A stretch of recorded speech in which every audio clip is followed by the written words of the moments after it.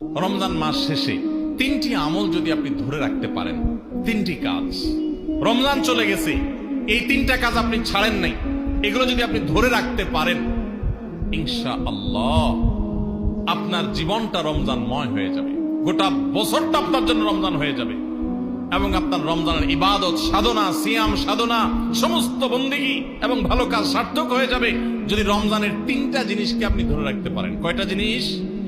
তিনটা বলবো সেগুলা। নাম্বার 1, 5 ওয়াক্ত নামাজ।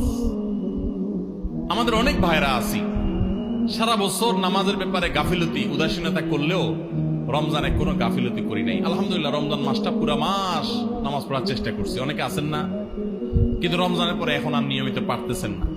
ভাই, আর কিছু না পারেন, বেশি কিছু না পারেন, রমজানে যে 5 ওয়াক্ত নামাজের অভ্যাস করছেন ওই অভ্যাসটা ধরে রাখেন। মরণ পর্যন্ত 5 ওয়াক্ত নামাজে কোনো ছাড়, কম্প্রোমাইজ দিয়েন না, কোনো প্রকার ত্রুটি করিয়েন না। আল্লাহর কসম, ঈমানের পর 5 ওয়াক্ত নামাজের চাইতে গুরুত্বপূর্ণ কোনো আমল আল্লাহর জমিনে, কোরআন এবং হাদিসে আরেকটা নাই। রমজান মাসের এই একটা জিনিস যদি আপনি সারা বছর ধরে রাখতে পারেন, নামাজটা সুন্দর করে 5 ওয়াক্ত সময় মতো ঠিকঠাক মতো পড়েন, আপনার গোটা জীবনটা রমজানময় হয়ে যাবে ইনশাআল্লাহ।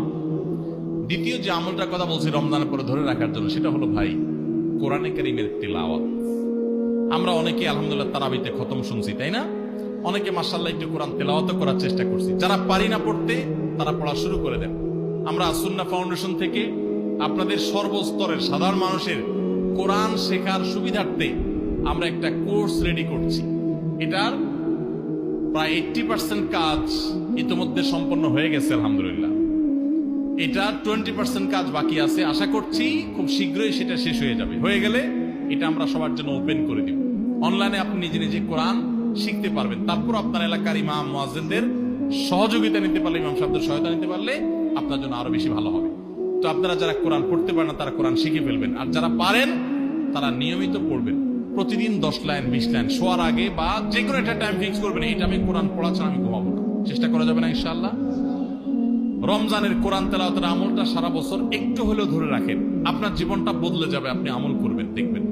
নাম্বার 3 নম্বর আমল হলো, রমজান মাসটা মূলত গুনাহ ত্যাগের মহড়ার মাস, গুনাহ ত্যাগের প্রশিক্ষণ নেয়ার মাস। আল্লাহ বলেছেন, কুতিবা আলাইকুমুস সিয়ামু কামা কুতিবা আলাল্লাযিনা মিন ক্বাবলিকুম লাআল্লাকুম তাত্তাকুন।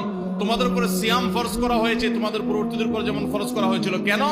যেন আশা করা যায় তোমরা মুত্তাকি হতে পারো। মুত্তাকি মানে কি? গুনাহ ছাড়া শেখা। পৃথিবীতে যত অপরাধ হয়, দুনিয়া